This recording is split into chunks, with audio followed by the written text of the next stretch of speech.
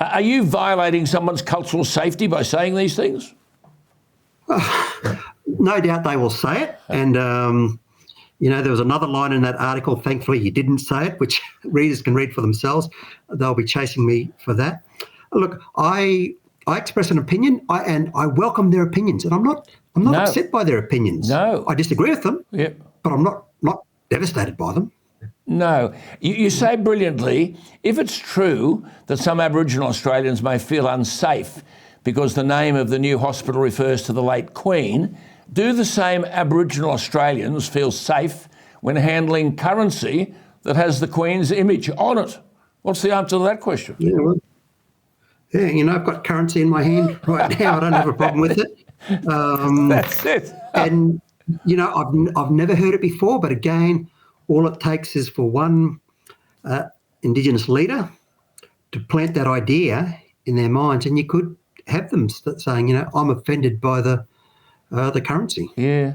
Where do you think, Anthony, this ridiculous nonsense will end? You say this is the latest example where it's assumed Aboriginal people are fragile and need protection from names and national holidays and anthems and brand names and cartoons.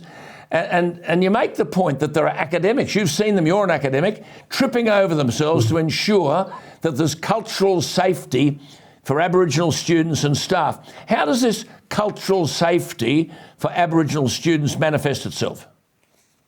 It means if you have a differing view, you're not allowed to say it, and very often, sometimes I think in some of these academic settings, the best cultural safety for them is to remove me from the room. Yes. That way I won't say anything that's going to upset them. And so in a university of all places, we should have diverse opinions and expect to be able to voice those opinions without being labelled this or that or whatever. But students are frightened to say things that they know are inconsistent with the views of the lecturer.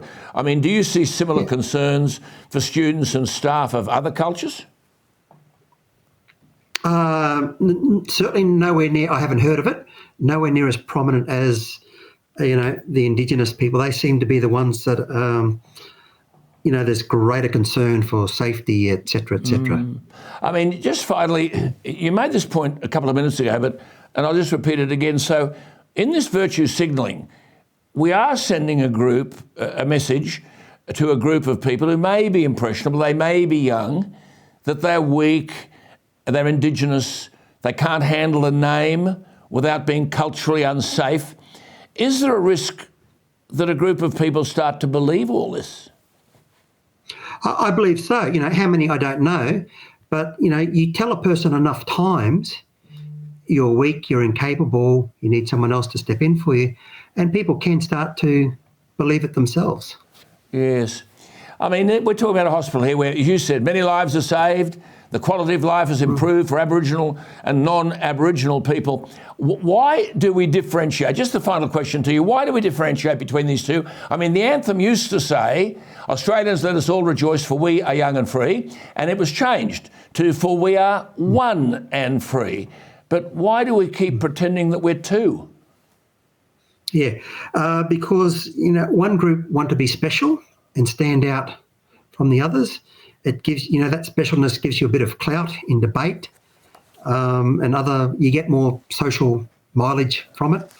And, in the long run, it's not helpful.